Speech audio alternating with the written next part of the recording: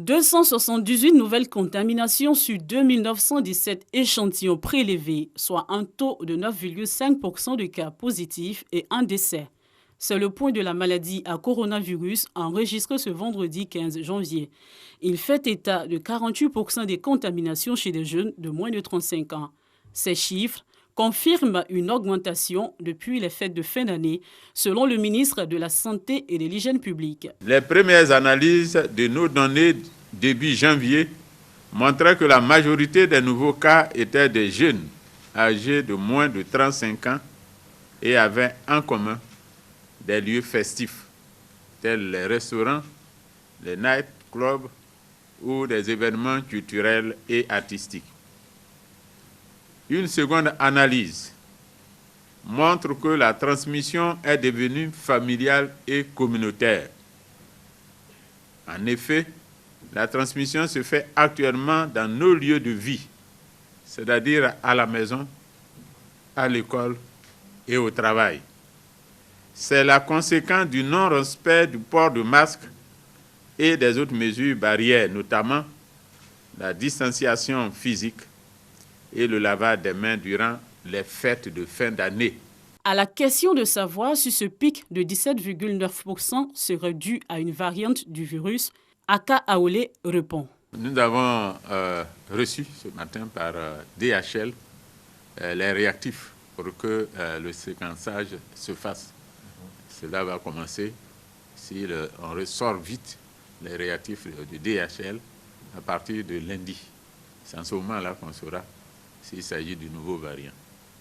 Face à cette hausse des chiffres, le ministre de la Santé et de l'Hygiène publique annonce que des mesures restrictives seront prises bientôt. Nous sommes à présent en train de tendre vers une situation qui est un peu semblable à celle que nous avons connue au mois de juin-juillet 2020. Comme les recommandations ne sont pas strictement respectées et que l'épidémie continue de progresser dans notre pays, le comité de veille proposera dès le prochain conseil du gouvernement des mesures plus restrictives. La transmission du coronavirus est devenue familiale et communautaire. Le ministère de la Santé et de l'Hygiène publique appelle les populations à redoubler de vigilance et à se réapproprier les mesures barrières. Depuis le 11 mars 2020, où apparaissait le premier cas de Covid-19, le pays compte à ce jour 22 856 cas confirmés, 141 décès et 1611 cas actifs. Dans ce labo, on traque la circulation du variant britannique du Covid-19. Plus transmissible, il devrait petit à petit se substituer au virus originel. Il va se substituer au virus qu'on a.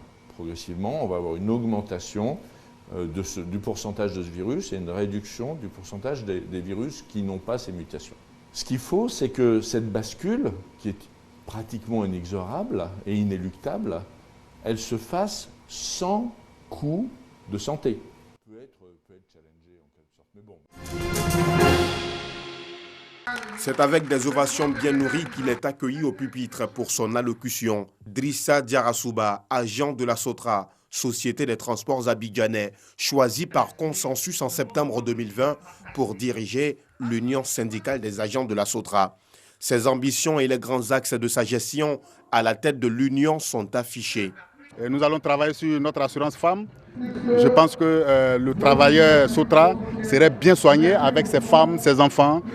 Et nous allons poursuivre en travaillant aussi sur l'encadrement de la jeunesse. On prit part à cette cérémonie plusieurs cadres et responsables de la Sotra, dont Drissa Bamba, directeur des ressources humaines, représentant le directeur général. Les syndicats de la Sotra, pour moi, c'est l'occasion de leur rendre hommage. C'est les syndicats, depuis pratiquement 10 ans, qui ont fait du vrai syndicalisme de participation à la Sotra. Les membres de l'Union syndicale fondent beaucoup d'espoir en cette nouvelle mandature. D'abord, c'est le maintien des emplois, et aussi la promotion des travailleurs et travailleuses. Je demande à ce que le nouveau secrétaire général de l'USASO puisse vraiment travailler dans le sens en nous aidant, nous les travailleurs. Principale société de transport dans le Grand Abidjan, le parc automobile de la Sotra a un volume de 1600 autobus, dont 100 à gaz. La direction générale annonce pour l'année 2021 l'arrivée de 500 autobus. Elle compte s'étendre bientôt à d'autres villes de l'intérieur du pays, notamment Bouaké et Grand Bassam. Après 13 années passées à la tête de la chefferie d'Abidjan à Djamé Village, la génération Dougbo a passé le flambeau à la génération Tchagba. C'est sous une pluie, symbole de bénédiction selon les anciens, que la passation de charge a eu lieu entre le chef sortant Simon Boba et la nouvelle génération qui doit choisir son chef très bientôt pour diriger le village pendant 15 ans.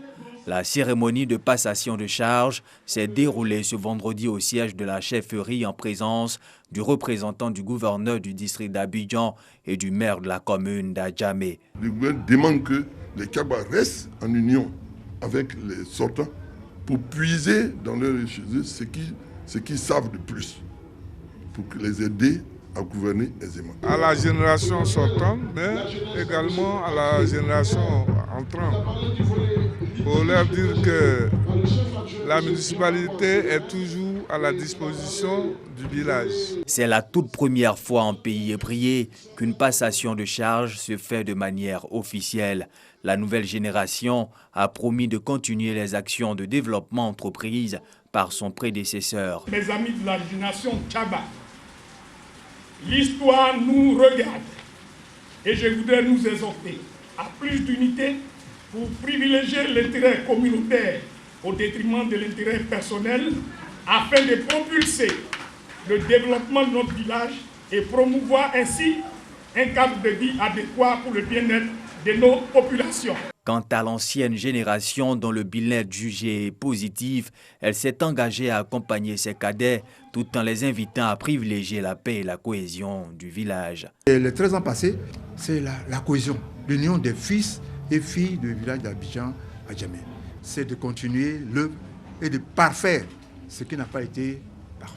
Le passage d'une génération à une autre pour le peuple atchant, pays ébriais, est signe de maturité et de sagesse.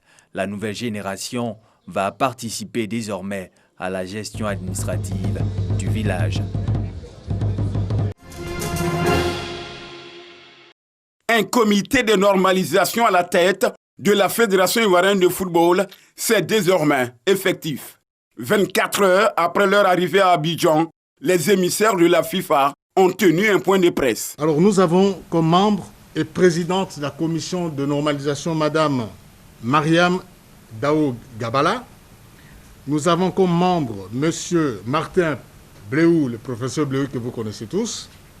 Et puis nous avons Monsieur Maître Simon Abbé qui est là à côté. Quant à Madame Solemale Sarah, elle a pour sa part précisé la mission qui attend le comité. Le comité de normalisation devra également s'atteler à réviser les statuts, donc le document constitutionnel de certains membres de la Fédération ivoirienne de football. Et en dernier lieu, l'ensemble de cette révision des textes amènera le comité de normalisation à acter en tant que commission électorale pour organiser et superviser des élections.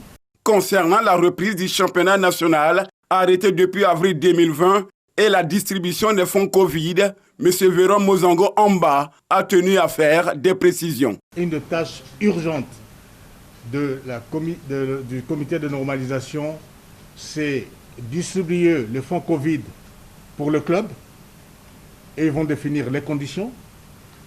Deuxièmement, relancer le championnat. Il faut espérer que la mise en place du comité de normalisation à la tête de la Fédération ivoirienne de football par la FIFA permettra au ballon rond de rouler à nouveau sur les terrains ivoiriens.